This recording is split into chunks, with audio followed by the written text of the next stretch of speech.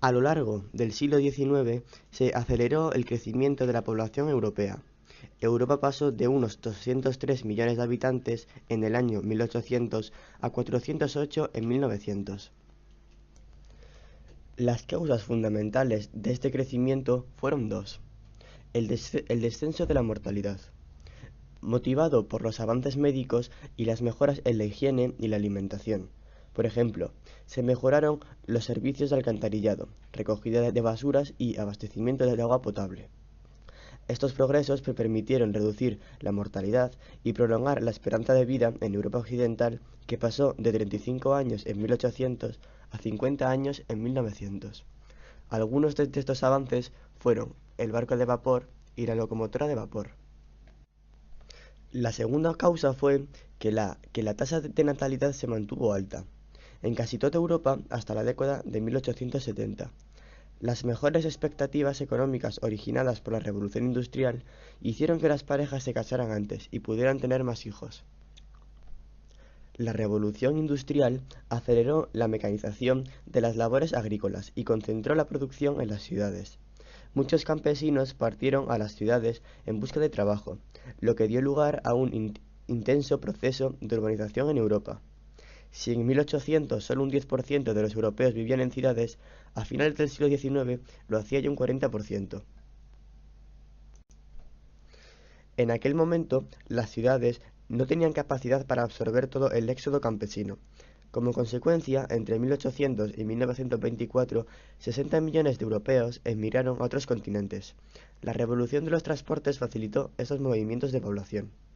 En las migraciones transoceánicas pueden diferenciarse varias oleadas o fases. Hasta 1870, los emigrantes fueron fundamentalmente británicos y escandinavos. Entre 1870 y 1914 predominaron los emigrantes italianos, españoles, griegos y turcos. La mayor parte de los europeos se dirigieron a América, en especial a Canadá, Brasil, Argentina y sobre todo Estados Unidos, que recibía casi el 60% de los emigrantes. También Australia y Nueva Zelanda fueron importantes destinos. También se desarrollaron los barrios obreros, que se situaban cerca de las fábricas para que los obreros llegaran pronto al trabajo.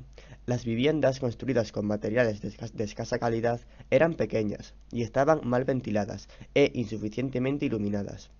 Generalmente disponían de una habitación en el piso bajo, que servía de cocina y de comedor, y otra en el piso superior, donde dormía toda la familia, muchas veces formada por más de 10 personas.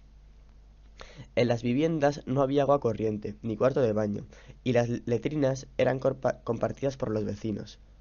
El agua se cogía en las fuentes públicas, y con frecuencia estaba contaminada, por lo que las epidemias de tifus y cólera eran frecuentes. En los patios de las casas y en las calles que no estaban empedradas se acumulaban los desperdicios y el agua sucia porque no había alcantarillado. Las ratas y las pulgas eran habituales. El alumbrado público solía reducirse a alguna farola de gas, que rara vez funcionaba. La nueva sociedad industrial se basó en la igualdad jurídica. Todos los varones eran juzgados por las mismas leyes y tribunales, podían acceder a los puestos públicos según sus méritos. Sin embargo, la sociedad era profundamente desigual. Las mujeres seguían subordinadas a los varones, padres o maridos. Había una gran diferencia económica entre los que tenían propiedades y los que carecían de ellas. En adelante, la sociedad se dividió en clases sociales y desaparecieron los estamentos. Las clases sociales se diferencian por su capacidad económica y no por sus privilegios, como en el antiguo régimen. Así se distinguen tres clases: alta, aristocracia, y alta burguesía, media y baja. En el siglo XIX, la aristocracia perdió parte de su preeminencia social, cuando se eliminaron sus derechos señoriales sobre los campesinos y comenzó a pagar impuestos. La mayoría de los aristócratas carecieron de espíritu empresarial y no supieron invertir en los nuevos negocios. Sin embargo, hasta bien entrado el siglo XX, los aristócratas siguieron ocupando los puestos más prestigiosos en la administración, la justicia, el ejército y la diplomacia. Su forma de vida ostentosa era el modelo que los burgueses intentaban imitar. La burguesía se convirtió en la clase poderosa de la nueva sociedad industrial. Englobaba grupos diversos, empresarios, altos funcionarios y algunos profesionales liberales, médicos, abogados, periodistas. Los burgueses vivían en las ciudades, en los nuevos barrios del ensanche, con numerosos servicios, parques y jardines públicos. Sus viviendas eran confortables y lujosas, disfrutaban de una vida cómoda y frecuentaban el teatro, la ópera y los bailes. También veraneaban en la costa o en balnearios. Concedían gran importancia a las apariencias.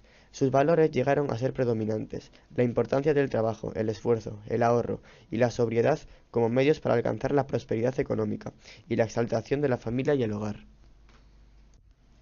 A finales del siglo XIX, en los países más industrializados apareció una amplia clase media o pequeña burguesía, cuyo número cada vez era mayor, sobre todo en las ciudades. Su posición económica y su nivel educativo eran superiores a los de las clases bajas, pero inferiores a los de la alta burguesía y la aristocracia.